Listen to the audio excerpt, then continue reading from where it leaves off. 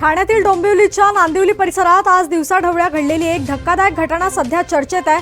वेतनवादातून उफाळलेला संघर्ष इतका वाढला की त्याने थेट रक्तरंजित रूप घेतलं। माहितीनुसार शिवसेना शिंदे गटाचे पदाधिकारी सुदाम जाधव आणि त्यांचे ड्रायव्हर मनोज नाटेकर यांच्या 3 महिन्यांपासून पगाराच्या मुद्द्यावरून वाद सुरू होता। आज रस्त्यावर दोघांमध्ये जोरदार बाचाबाची झाली आणि ती बाचाबाची काही क्षणातच चाकू हाणामारीत बदलली।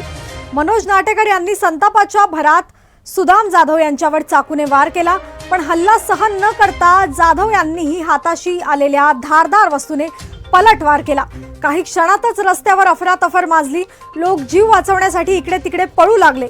संपूर्ण घटना सीसीटीव्ही कॅमेऱ्यात कैद झाली असून फुटेज सोशल मीडियावर वेगाने व्हायरल होत आहे। दोघेही गंभीर जखमी असून मनपाडा पोलिसांनी घटनास्थळी धाव घेत तपास सुरू केलाय।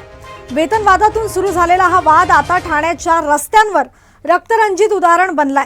प्रश्न एकच, काय आता आर्थिक तणावाने माणुसकीचा गळा घोटायला सुरुवात केली आहे का?